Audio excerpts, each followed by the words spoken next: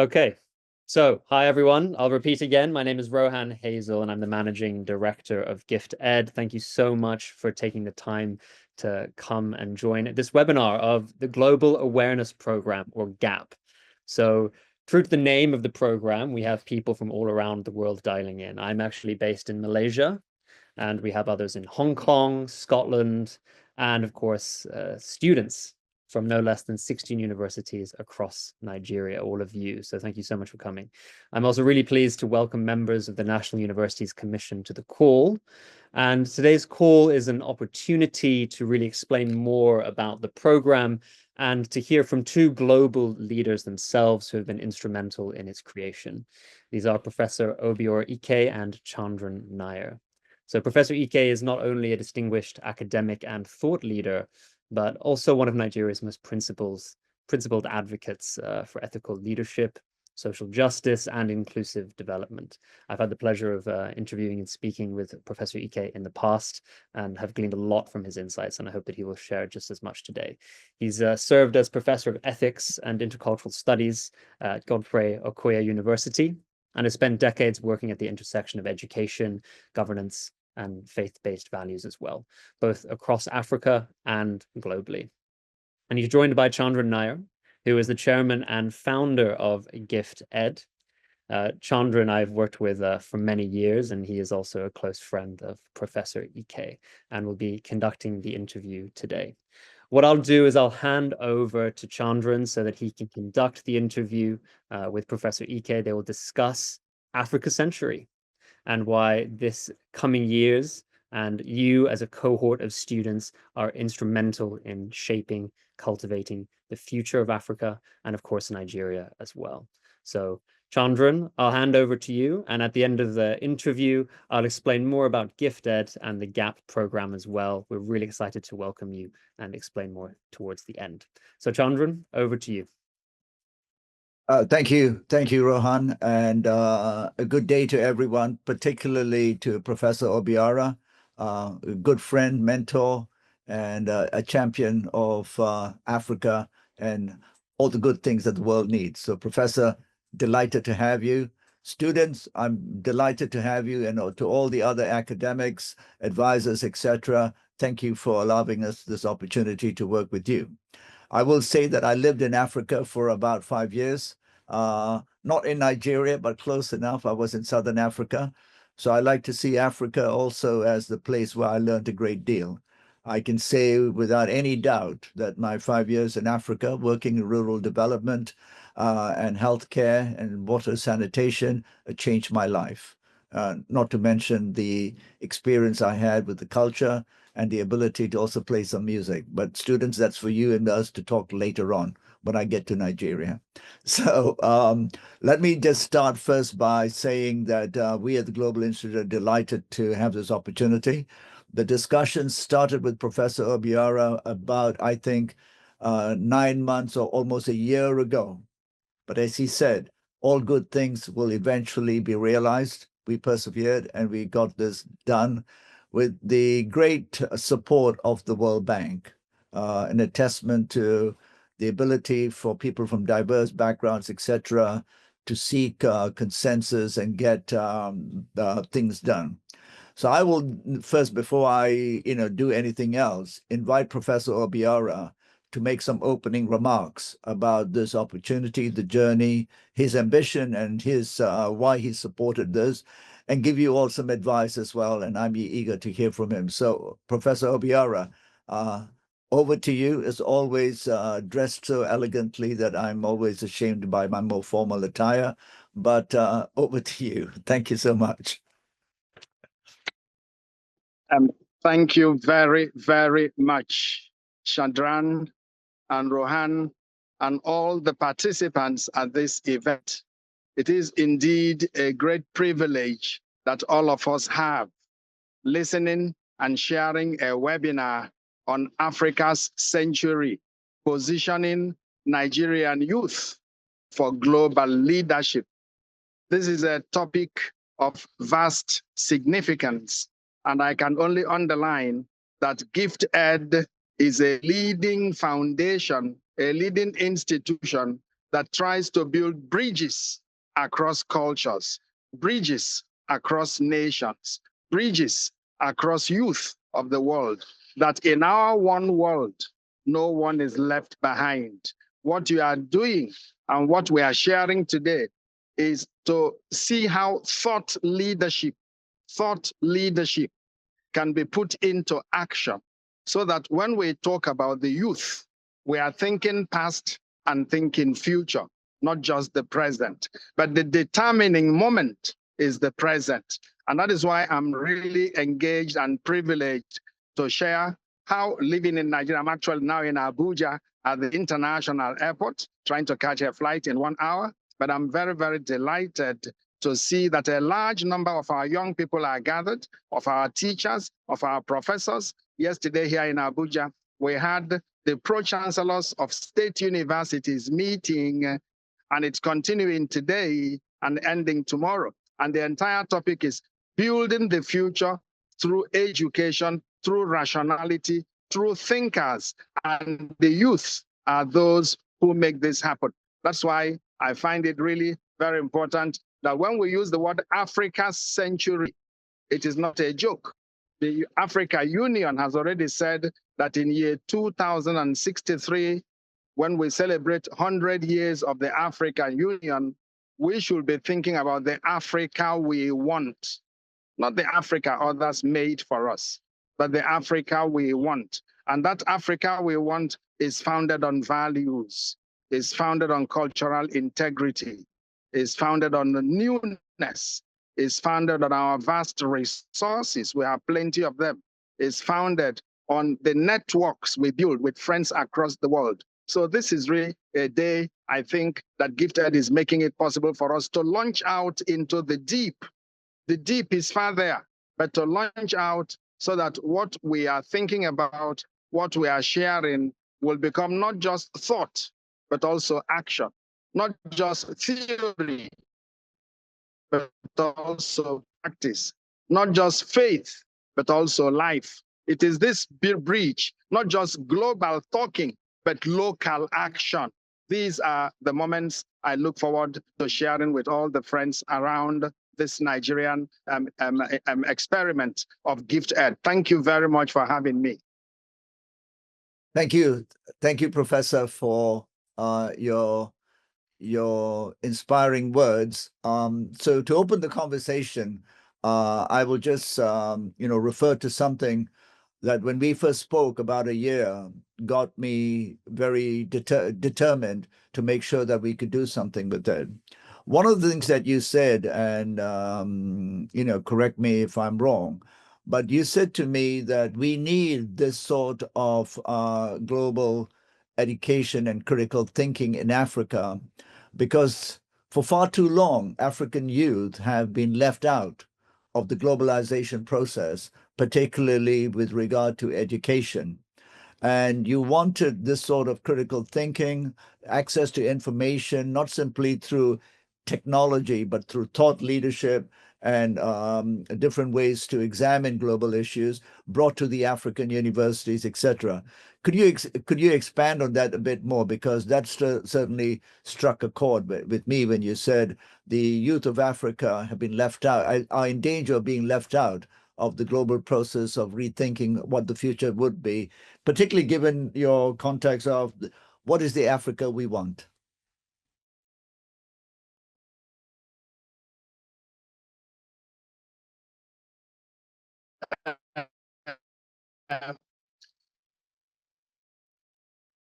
Thank you very much, Chandran, for this question. Tomorrow is here. It is a concept of time. Time is state. So we are discussing an Africa which relevance, which time is now. And the university, that word is university. It is tertiary institution. It builds on rationality, the ability for young people to their innovativeness to think future now. There is something about the African continent. It has been abused. It has been colonized. It has been exploited. It has been enslaved. The African continent does not count. People living in Africa are just human beings, but they are just there. So the rest of the brothers and sisters around the world have not given Africans their rightful place. And Africans have continued to fight. Think about South Africa, Nigeria's decolonization process, the entire North, South, East, West engagement with the rest of the world. Africa is not looked upon as there where you might say something new can come from. And yet, this is the continent that has freshness, a continent that is geared to 2 billion human beings very soon, a continent that has 80% of youth, 80%. Think about that, of its entire population.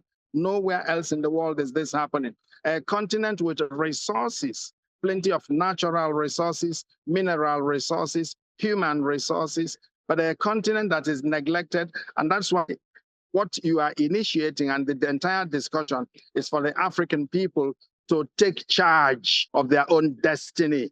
This is the time and to really go into the driver's seat. It means attitudinal change. The first is attitudinal change, a mindset shift. The mindset must shift. The foundational mindset must shift. There must be something about belief in ourselves.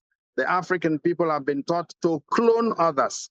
This is now a time to revolve around the authenticity of our beingness, the authenticity of the beauty that musicians and artists say, Black is beautiful, Africa is homeland. This is the time to reclaim that the best help is self-help.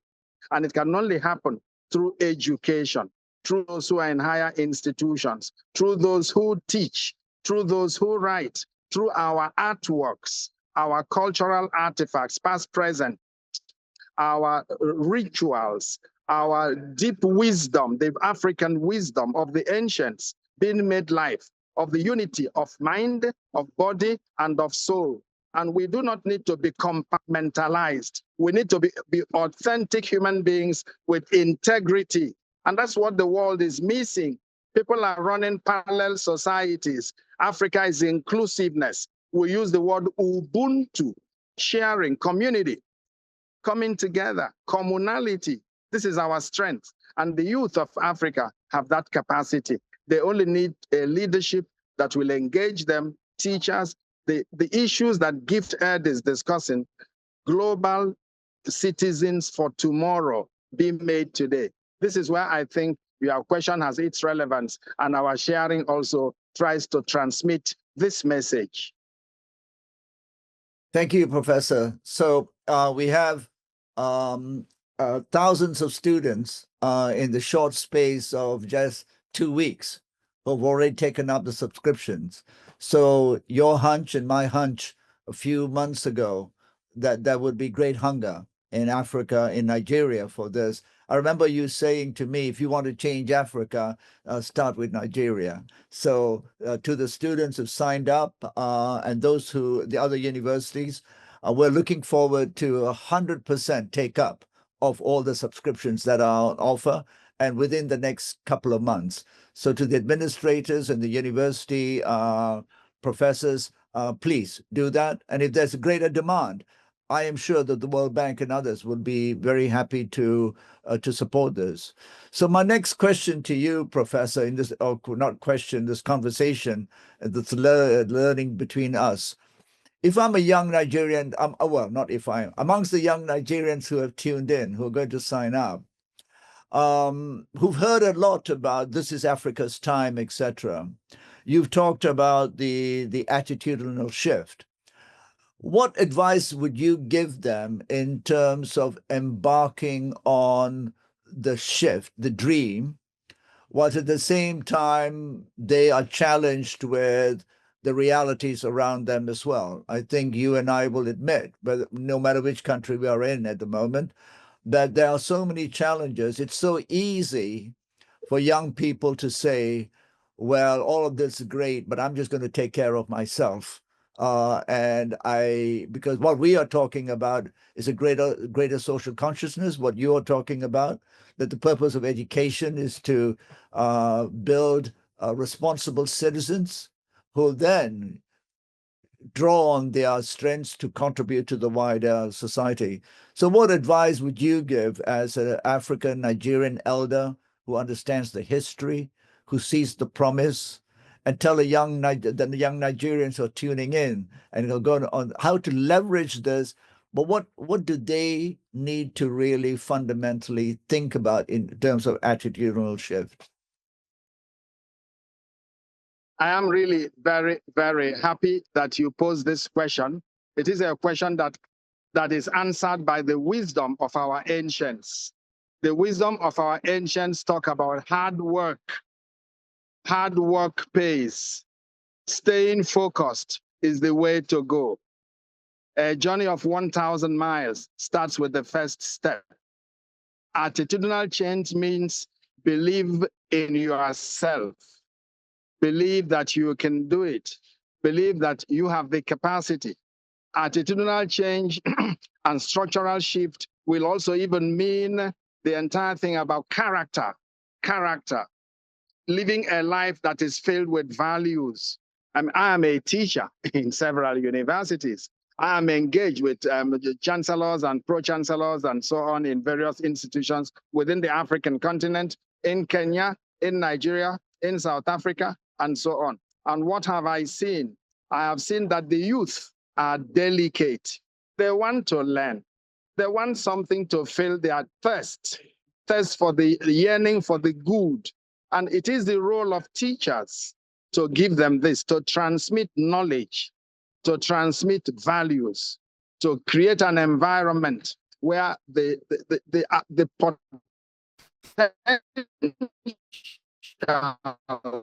of young people can be allowed to grow. So what we think is it Africa's century, and indeed it is Africa's century. The World Bank and the international institutions, they must see Africa. They have to agree that Africa is the place to be. This is the continent where we think that our youth must move from a colonial mentality to a post-colonial deconstruction. Think about all around us. We want to see the world in the prism of others. That's not necessary. We have to see the world in our own prism, with our own capacity, because we have the wherewithal, we have the rationality, we have the ambient, we have the knowledge, we have the world that is really guided by these values. It's just that we don't have the resources, and we need a leadership. Here comes governance, political, economic, social. Here comes that, what the Germans will call Rahmenbedingungen. So the contexts where the youth can be nurtured to grow. It is in this context that we fail. Funding is not enough.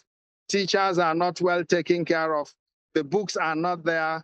The libraries are empty. The technologies needed to move into the world of the future is lacking. This is actually where we should now boost those attitudinal changes to make sure that believing in oneself, one will go further, because the unexamined life is not worth living. The unexamined life is that life where the African can claim his authenticity, very important, authenticity, create freedom, which human beings need everywhere. And that is what I wish our youth. The foundation is an attitudinal shift, but it is built into a Rahmenbedingung, a context where this change is also nurtured. We can assure our youth that they must live on hope, not to give up at any stage. Keep on keeping your faith, keeping your hope, and looking forward, because there is no other place but home.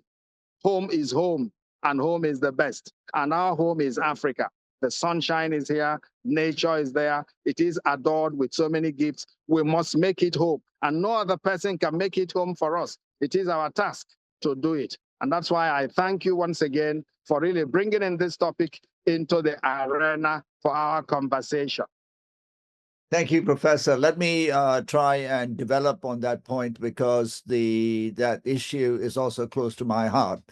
To all the students and all the others from the universities, I'm originally from Malaysia, and I've worked in different parts of the world, including Africa, but I've come back to my region. And one of the things that we at the Global Institute have started to think about and encourage, and we run leadership programs, on the theme of stay and build your country. This came about when I spoke in Europe a few years ago. And you know that joke that wherever you go in the world, you'll bump into a Chinese, you'll bump into an Indian, and you'll bump into a Nigerian. I don't know if anyone's heard that joke, but that's the joke I've heard. You'll bump into a Nigerian.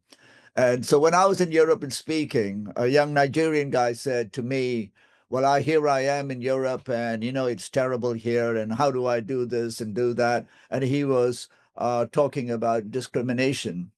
I said, brother, why don't you go home? Why don't you go home and help your country? If you feel you are not being welcomed here, you are already one of the elites. You have an education. What are you doing here? And long story short, we at the Global Institute created a series of leadership programs called Stay and Build. If the best of us leave our countries, if the best Nigerians leave, who will stay and build the country? So this is I think your point as well of commitment. But I liked your starting point about hard work. And I think not suggesting that people don't work hard, but the essence of hard work is built on many other principles and understanding and mindsets as well. So I'm very pleased that we have an opportunity here to emphasize there are no shortcuts, which is what Professor you've mentioned. Can I ask you, based on that, on this theme of self-sufficiency, how do we encourage our best and brightest to essentially work hard, use the opportunities? This is one opportunity. I'm sure their universities are giving them opportunities, but use the privilege of having access. And we at the Global Institute will do everything to give them the virtual libraries that they crave. So you don't have to have the physical libraries. We will try and do the best we can. So to the students, I say, if you're seeking something, do ask us. We will do everything we can to bring that virtual information to you. But can you elaborate on, because I'm sure there was much more you meant when you said the idea of self-sufficiency, particularly in a world with so many threats, etc., and Africa's bounty. Why should Africa not suggest that Africa doesn't connect with the rest of the world, but with its resources, particularly how can it be self-sufficient? And advise the young students about what are the premise and the meaning of really self-sufficiency in nation building as well. Thank you, Chandran. I will just give a caveat. We must be thinking from independence to interdependence, just because the world is networked. So we will not be talking about self-sufficiency in, let me say, a monolithic term. We must also be looking around the world, because each part of the world needs the other. We have one sunshine that shines for everybody. We have the rains that fall everywhere. We have the air that each person breathes. So it's not a question of taking it and making, let me say, for example, America for America, Africa for Africa, Europe for Europe. That would be the wrong direction, because we have one humanity. So it's just only about how do you grow your territory. It doesn't stop you from linking up with the rest of the world. But let me come to your essential question about opportunities for youth. I'm looking around in Nigeria, and the first thing I find is diversity. Diversity is strength. And our young people know that. We live in a country with over 350 languages and tribes and cultures. 350 languages and tribes and cultures is what some may wish for themselves, because each culture brings some beauty with it, brings some wisdom with it, brings some traditions with it. So we might be talking about Nigeria with its 240 million people being the largest country in Africa, being the hub where others really breathe. So like they will say, if Nigeria has sneezes, the rest of Africa have cold. And that's a fact, because you have a country with diversity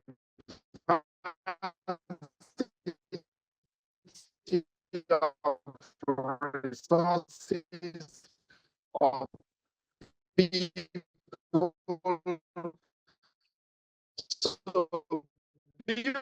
building on this diversity is an advantage, is an opportunity. It's an advantage, but also international.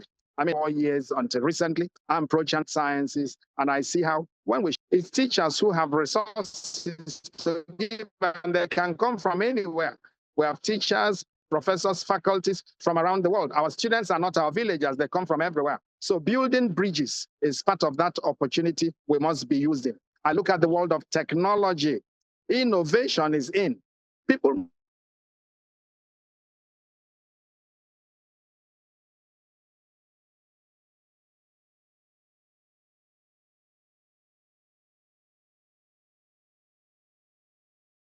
Professor, we're losing you a bit with the connectivity. Can you hear us?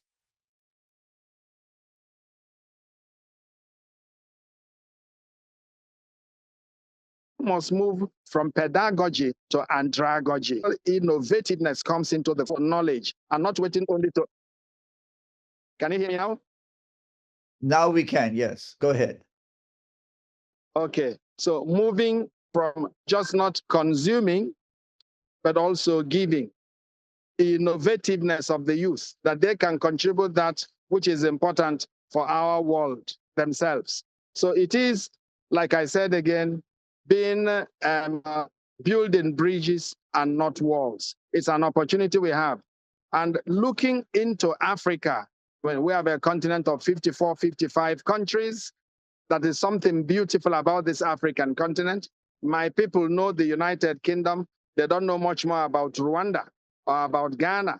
Why should Nigerians think to know something about the United States of America when they do not know about Swaziland and about Zanzibar?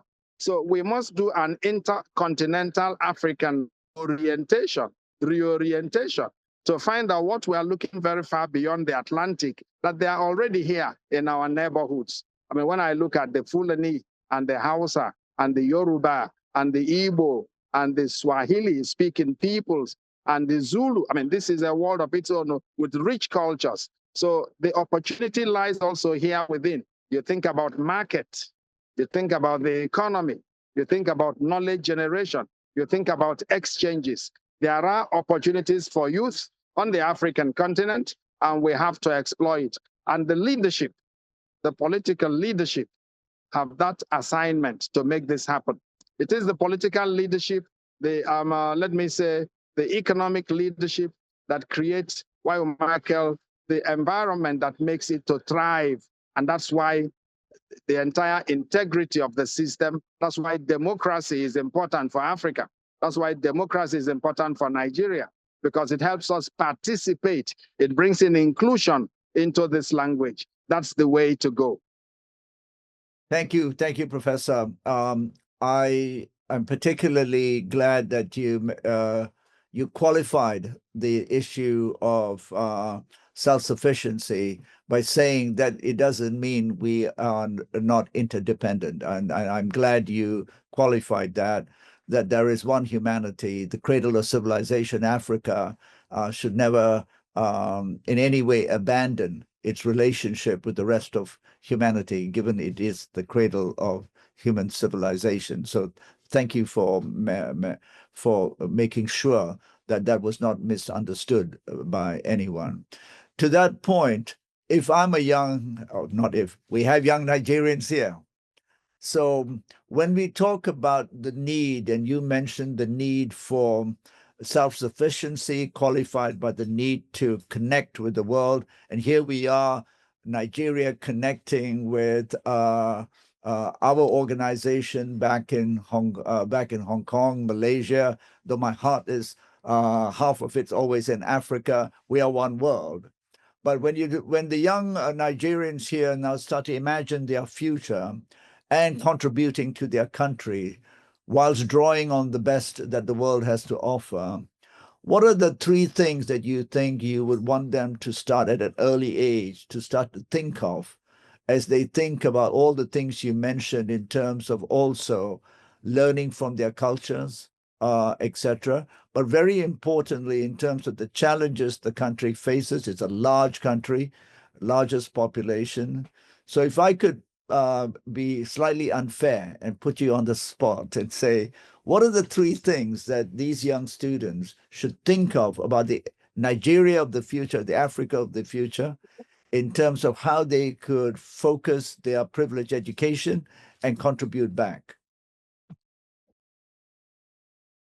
Two things that will be difficult to choose two. There are many, many more, but I will really think about the values of respect, self-respect, and therefore respect for others and respect for the integrity of creation. Because it's only in respect that you accept yourself, in respect that you respect your environment, and in respect that you have integrity.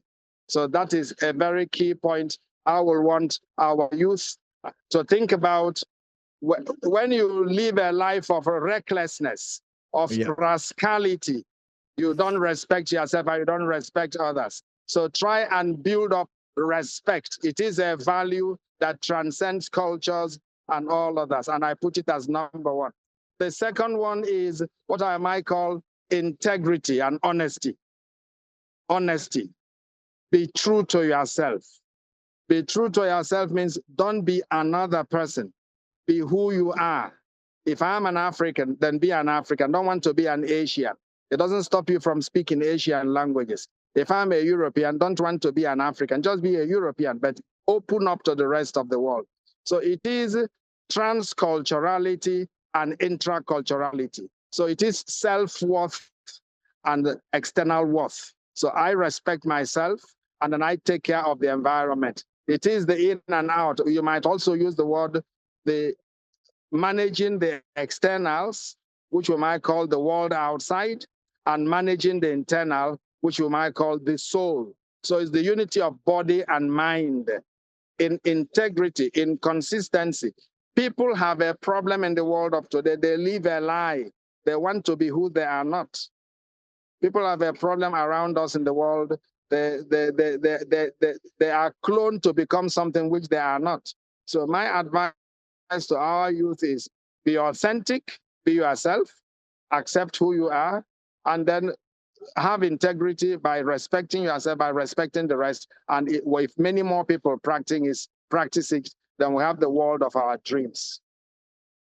Professor, this is very good advice to the students. I would say that the GIFT.ed courses that you are embarking on is very much emphasizing, starts with a purpose-driven life. And with that, to see how you can contribute. And then in that integration of the course, you will see that we allow you access to information to stimulate your critical thinking.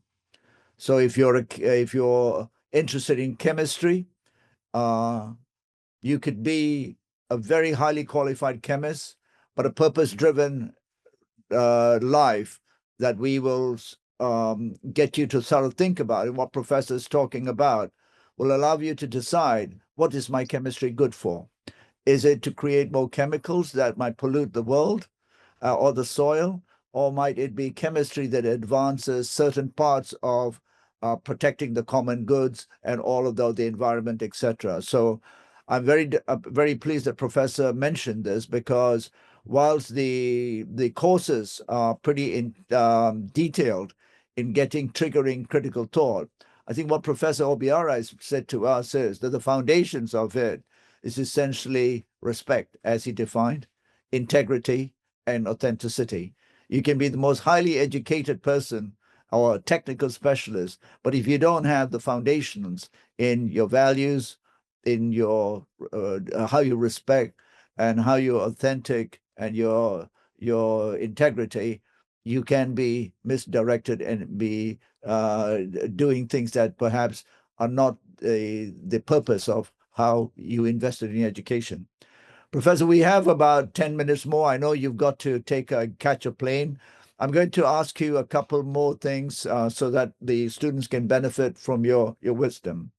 There is great talk, and you also mentioned that one of the things that we need is, in my part of the world, I come from Southeast Asia. I'm based in Hong Kong, spend a lot of time here in Asia. And one of the biggest issues we have is the issues of also social justice.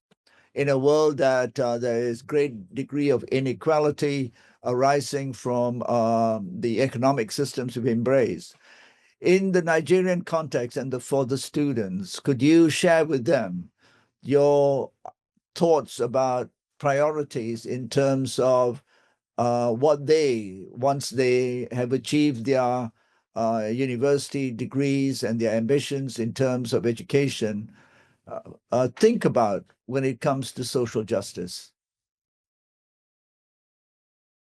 This is a topic of vast significance, because essentially, think back to Aristotle, and you see that justice is that value which has remained a constant delusion and illusion. Human beings continue to fight for justice, and they continue to search for justice, and even to think out what is justice, and they never get it.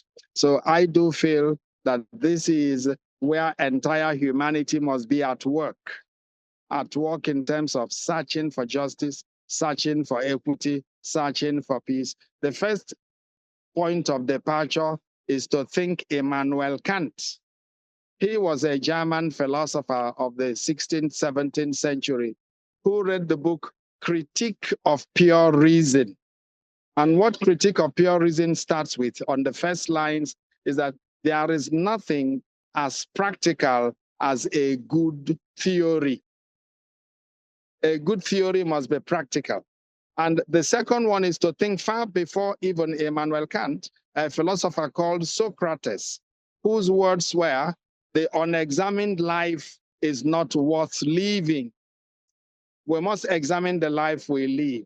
But when you look at the world around you, what you see is injustice, is denial, is oppression, is violence, is wars, is neglect, is abuse at all levels. And that is why the quest for social justice remains a constant. And right now, in the context of Nigeria, within Africa and globally, there has been a lot of research and efforts to identify the injustices around the world. Who can explain to me that children in Africa, 40,000 children, die every day because they do not have medicine to take? They do not have food to eat. They do not have clothing to wear. They do not have classrooms to visit. While at the same time, food is being burnt, put fire on it. Medications are being thrown away.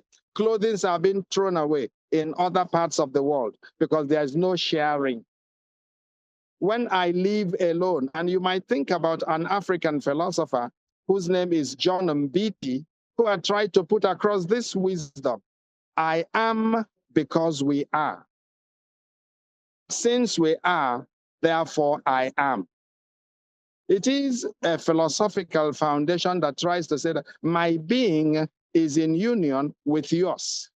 So there is a call for a universal solidarity, a universal quest for justice, a universal assignment for each human being to try to reach out. What GIFT.ed is teaching is using knowledge to transform society, using knowledge to build justice. Some are using charity to build justice. Some are using religious leadership, trying to make people respect God, respect creation, to also find out this justice. So it's a is a task that must be approached from many points of view, but all of them add up. And that's why the quest for social justice for the African youth is one that they must not stop but continue. And only when you give up on justice do you start experiencing injustice. But as long as you question injustice, you'll get more justice. So the Italians will say, avanti, let's move on. Let's not stop.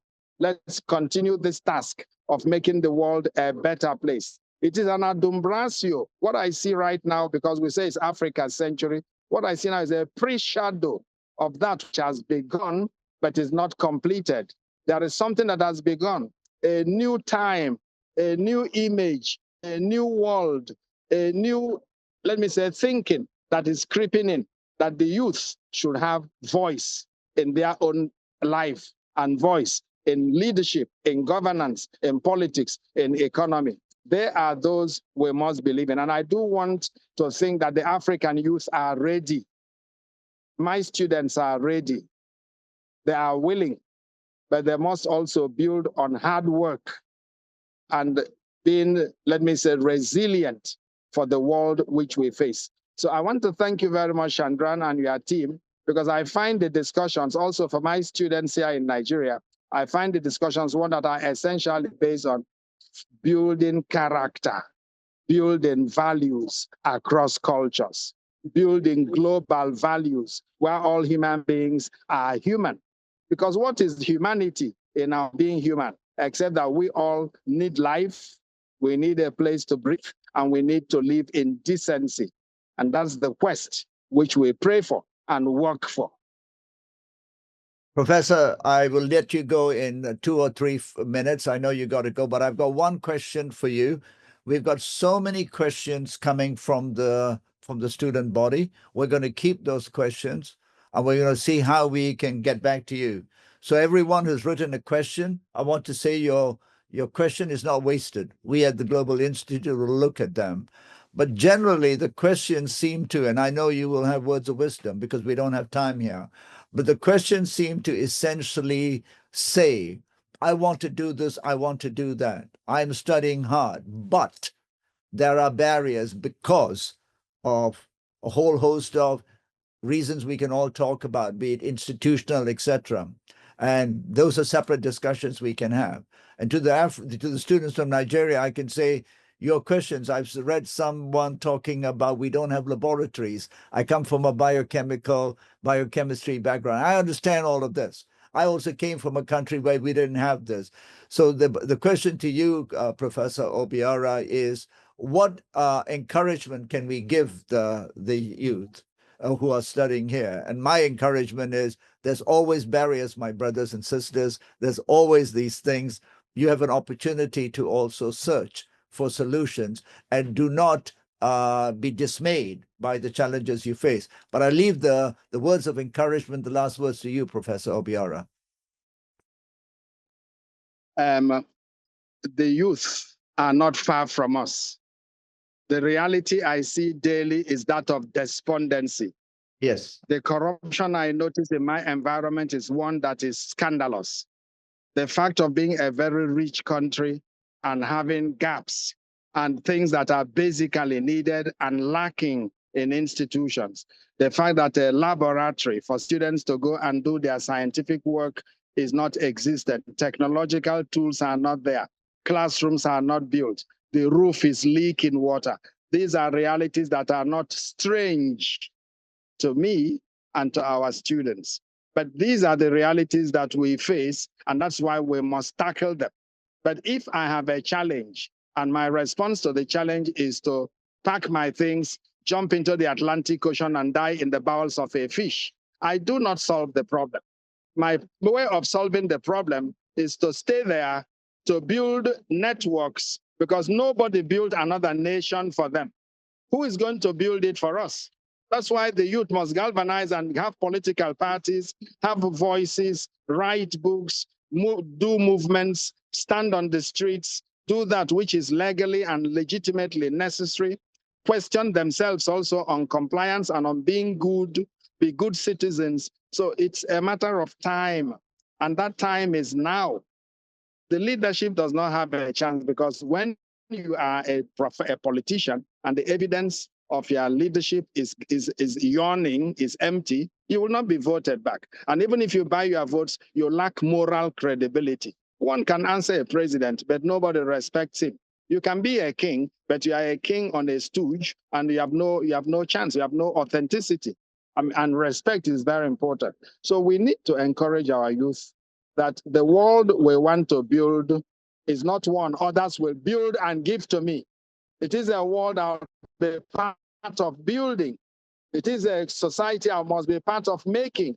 When you tell children in classrooms in nursery or primary school to do drawings on the board, each child contributes a flower, a tree, an animal, and the mosaic comes out to be good.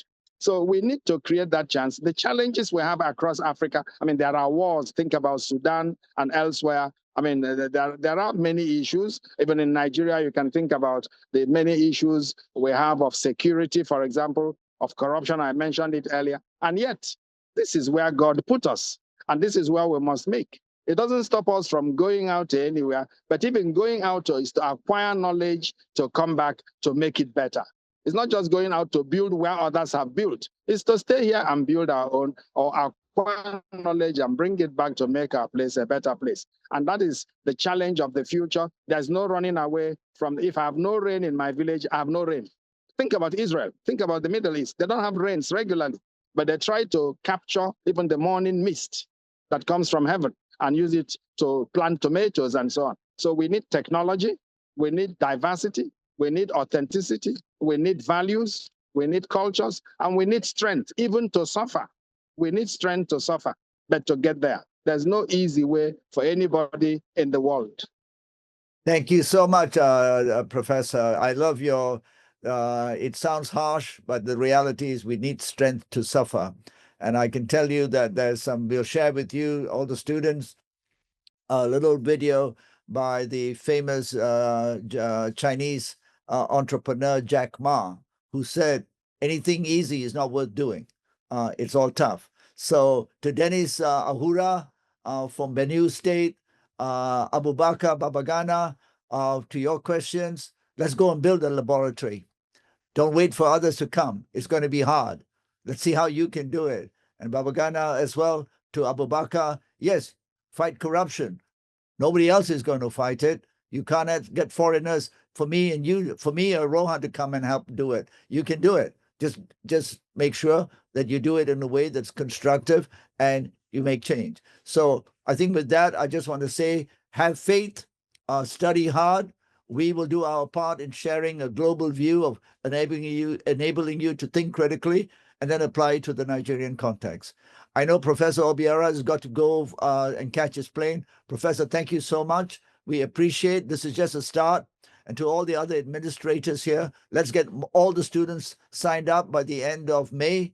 All the licenses, we'll all be happy. And you can count on us to do our best to make this an experience and also make the connection with Asia. The Africa-Asia connection needs to be strengthened, and this is one way to do it. And of course, we strengthen the connections with the Middle East, South America, Europe, etc. So thank you, Professor. And I'm going to hand over. I know you got to run. You can run. I'm going to leave it to Rohan now to do a few administrative things. Professor, thank you so much. Take care of yourself. I'm very honored, very, very honored, and blessings on everybody. All the best of this good luck. And thank you to all those supporting this project, the World Bank, the university commissions, and the GIFT.ed. May God bless this initiative. Grateful to you for promoting this, and we'll do more and get many more students to join in the program because it's helpful to know what's happening globally. God bless you. Thank you. Safe flight.